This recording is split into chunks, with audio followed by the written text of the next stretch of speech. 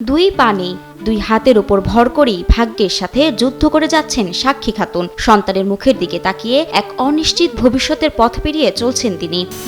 বিশাল কষ্টের মেয়েদের টাকা পয়সা দিলে জন্মের এরকম।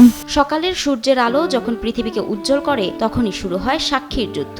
স্বামী আখের আলীর সঙ্গে সংসার পেতেছেন 10 বছর হলেও দিনমজুর স্বামীর সংসারে সুখের দেখা মেলেনি। নিজের দুই হাতের উপর ভর করে সাক্ষী চালিয়ে যাচ্ছেন সংসারের যাবতীয় সব কাজ। থেকে এরকম কিন্তু কেউ দেখে না, খোঁজ খবর নেয় না।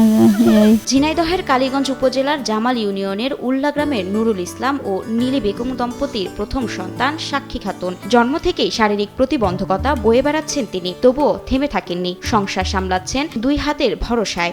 তো ঘর নেই, ঘর তো ছিল না, তাই নিজে একটু টিন দিয়ে করেছি, দিতে চাইলে তার দিতে পারিনি। সরকার খোঁজ খবর নেয় মানে ওই যে আইসে দেখা করে চলে যায়, মনিদারিতে দেখা করে চলে যায়। আর তার আগে বিয়ে করেছে, সেই ছেলে মেয়ে দেখে আসেও না সেরকম। রান্না বান্না, কাপড় ধোয়া, এমনকি টিউবওয়েল থেকে পানি তোলা, সন্তানের সাথে খুনসুটি সবই করেন সাক্ষী। এভাবেই একমাত্র কন্যা সন্তানকে সুন্দর ভবিষ্যৎ গড়ে দিতে চান তিনি। তার বাপও গরিব মানুষ, দেখা যাচ্ছে সেও তার ভালো করে চালাতে পারে না। এখন সরকারের কাছে কি বিদ্যমান যারা লোক আছে তাদের কাছে সাহায্য চাওয়া।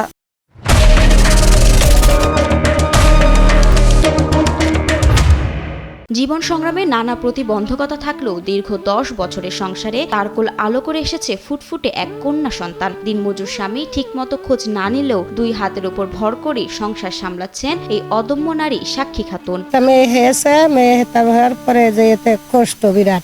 ওরাও গরিব মানুষ, আমরাও গরিব।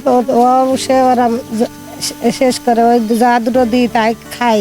ও চলে ওর ওই হাতের দ্বারাই চলে, হাত দিয়ে যাতায়াত করে, এমন করে হাত দিয়ে মানে সমস্ত কাজও নিজেই করে। তো পার্শ্ববর্তী আমাদের কোলাবাজারের পাশে একটা গ্রামে ওনার বিয়ে হয়। তো এখান থেকে সে অবনীত খুবই, তারপরে থেকেই সে শ্বশুর বাড়ি যাইতে পারেনি। তার একটা 2.5 বছর 3 বছরের একটা বাচ্চা আছে। এদিকে বাবা নুরুল ইসলামের সংসারেও অভাব অনটন, তবুও মেয়ের জন্য শেষ পর্যন্ত লড়ে যাচ্ছেন তিনি। মেয়েকে বোঝা না বানিয়ে সাক্ষীর একমাত্র কন্যা সন্তানকে সুন্দর ভবিষ্যৎ দেওয়াই তার স্বপ্ন। প্রতিবন্ধী মেয়ে আমার, দুটো হাত ছাড়া তার কিছুই নেই। হাতের ভর দিয়েই সব কিছু করে, চলাফেরা যা কিছু তার কাজ কাম সবই হাতের।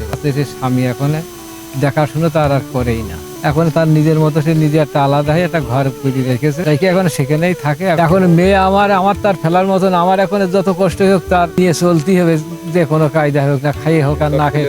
আমি আপনাদের কাছে একটু সহযোগিতা চাই। নিজের সন্তানকে মানুষের মতো মানুষ করে গড়ে তুলতে চান সাক্ষী। জীবন সংগ্রামে নানা প্রতিবন্ধকতা থাকলেও পিতা বা স্বামীর কাছে বোঝা হয়ে থাকতে চায় না সাক্ষী নিজেই। তাই থেমে না থেকে সবসময় কিছু করার প্রচেষ্টাতে রয়েছেন এই অদম্য নারী। কষ্ট ঘর বাড়ি কিছুই নেই, তা কষ্টের মাঝে আলাদা হয়ে রাইন্দে বাড়ি খাই।